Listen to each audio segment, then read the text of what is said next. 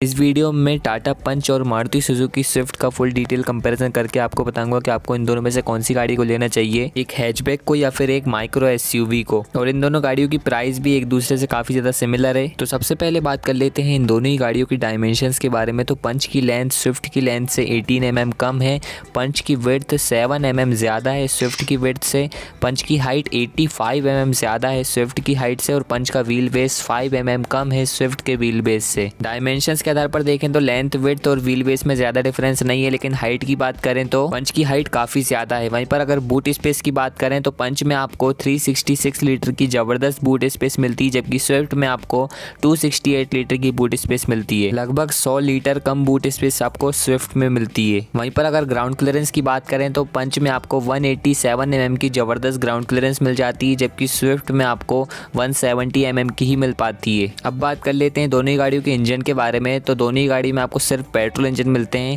Swift की बात करें तो इसमें आपको 1.2 लीटर का 4 सिलेंडर इंजन मिलता है, जो कि 88 bhp की पावर और 113 Nm का टॉर्क जनरेट करता है, और इस इंजन में आपको 23 kmpl का माइलेज क्लेम किया जाता है। वहीं पर पंच में आपको 1.2 लीटर का 3 सिलेंडर पेट्रोल इंजन मिलता है, जो कि 85 bhp की पावर और 114 Nm का टॉर्क जनरेट करता है, और इस इंजन में आपको 19 kmpl का माइलेज क्लेम किया जाता है। दोनों गाड़ियों की पावर और टॉर्क में ज़्यादा डिफरेंस नहीं है, लेकिन स्विफ्ट में आपको 4 सिलेंडर इंजन मिलता है, जबकि पंच में आपको 3 सिलेंडर इंजन मिलता है। माइलेज के मामले में भी स्विफ्ट ज़्यादा आगे है, क्योंकि स्विफ्ट में आपको लगभग 4 kmpl का ज़्यादा माइलेज क्लेम किया जाता है पंच के कंपैरिजन में। बात कर लेते हैं दोनों ही गाड़ियों के सेफ्टी फीचर्स के बारे में। तो स्विफ्ट में आपको स्टैंडर्ड सेफ्टी फीचर्स के नाम पर anti lock braking system, dual air bags, electronic brake distribution, brake assist, seat belt reminder, seat belt pre tensioner with force limiter जैसे फीचर्स आपको इसमें मिल जाते हैं। वहीं पर अगर आप ऑटोमेटिक लेते हैं तो उसमें आपको इलेक्ट्रॉनिक स्टेबिलिटी प्रोग्राम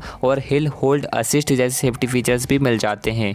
वहीं पर पंच में आपको स्टैंडर्ड सेफ्टी फीचर्स के नाम पर anti lock braking system, dual airbags, electronic brake distribution, brake sway control जो कि इंडस्ट्री फर्स्ट फीचर है, ISOFIX child seat, seat belt reminder and seat belt pre tensioner with force limiter जैसे features standard मिल जाते हैं हर किसी variant में। वहीं पर अगर आप सेकंड टॉप वेरिएंट से इसमें आपको ट्रैक्शन प्रो मोड मिल जाता है। ये फीचर काफ़ी काम का है, मतलब कि जैसे आपकी गाड़ी कहीं कीचड़ में कहीं पर फंस गई है तो आप ट्रैक्शन प्रो मोड को एक्टिवेट करके आप वहाँ से निकल सकते हैं। और अब बात कर लेते हैं फीचर्स के बारे में। सबसे पहले ऐसे फीचर्स की बात करते हैं जो कि आपको पंच में मिल जाते हैं लेकिन स्विफ्ट में नहीं मिल पाते। पंच में आपको rain sensing wipers, iRA connected car technology, Punch के जो डोर्स हैं वो चारों 90 डिग्री तक ओपन होते हैं, semi digital instrument cluster, rear arm rest, puddle lamps, cooled glove box, fog lamps आपको दोनों गाड़ियों में मिलते हैं, लेकिन पंच के फॉग लैम्प्स कॉर्नरिंग फंक्शन के साथ आते हैं। और पंच में आपको 2 ड्राइविंग मोड्स मिल जाते हैं, इको और सिटी, जबकि ऐसे कोई फीचर या फिर मोड्स आपको स्विफ्ट में नहीं मिल पाते।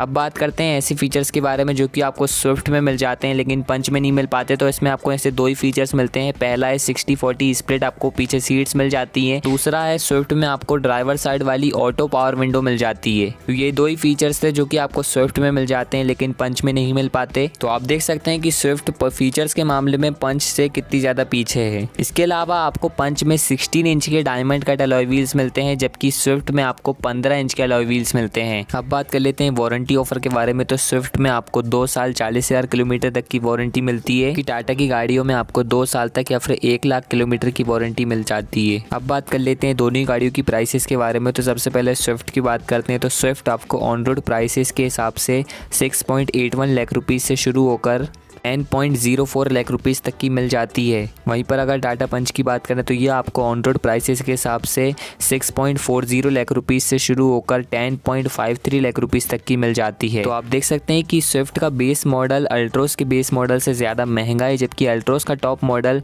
स्विफ्ट के टॉप मॉडल से थोड़ा सा ज़्यादा महंगा है। अब बात कर लेते हैं कि आपको दोनों में से कौन सी गाड़ी को लेना चाहिए। तो लगभग सब कुछ आपको पंच में ज़्यादा मिल जाता है स्विफ्ट के कंपेरिजन में। चाहे आप फीचर्स की बात करें, स्पेस तो आपको दोनों गाड़ियों में लगभग सिमिलर सी मिलती है। बूट स्पेस आपको पंच में ज़्यादा मिल जाती है, ज़्यादा फीचर्स मिल जाते हैं, ज़्यादा सेफ्टी फीचर्स मिलते हैं स्टैंडर्ड, जबकि स्विफ्ट में आपको मैक्सिमम सेफ्टी फीचर्स ज़्यादा मिल जाते हैं। लेकिन ज़्यादा सेफ्टी फीचर्स होने का ये मतलब नहीं कि गाड़ी सेफ है, क्योंकि टाटा पंच ने ग्लोबल NCAP में 5 स्टार स्कोर करके दिखा दिया है कि ये गाड़ी इंडिया की सेफेस्ट कार है। वहीं पर स्विफ्ट ने ग्लोबल NCAP में 2 स्टार से स्कोर करा है। तो अगर आपको दोनों में से एक सेफ गाड़ी चाहिए तो आप पंच को लेना, क्योंकि स्विफ्ट में आपको बिल्कुल भी अच्छी सेफ्टी नहीं मिलती। इसकी बिल्ड क्वालिटी भी बहुत बेकार है, क्योंकि ये गाड़ी हाईटेक प्लेटफॉर्म पे बेस्ड है। हार्टेक प्लेटफॉर्म में जितनी भी गाड़ियां बनी है वो उन सब की बिल्ड क्वालिटी बहुत ही ज्यादा बेकार है। स्विफ्ट से अच्छा आपको पंच को इसलिए बाय करना चाहिए क्योंकि दोनों गाड़ियों की प्राइस में कुछ ज्यादा डिफरेंस नहीं है, चाहे आप टॉप मॉडल की बात करें या फिर बेस मॉडल की। लेकिन ज्यादा अच्छी लुक्स, ज्यादा अच्छे फीचर्स, ज्यादा अच्छी सेफ्टी आपको टाटा पंच में मिलती है। इसलिए इन दोनों गाड़ियों में से अगर आपको कोई भी एक गाड़ी खरीदना है तो आप सीधे टाटा पंच को ले लीजिए। ये था टाटा पंच और मारुति सुजुकी स्विफ्ट का एक फुल डिटेल कंपैरिजन, जिसमें मैंने आपको बताया कि आपको दोनों में से कौन सी गाड़ी को लेना चाहिए। इसी तरह की और वीडियोस देखने के लिए इस चैनल को सब्सक्राइब कर दीजिए।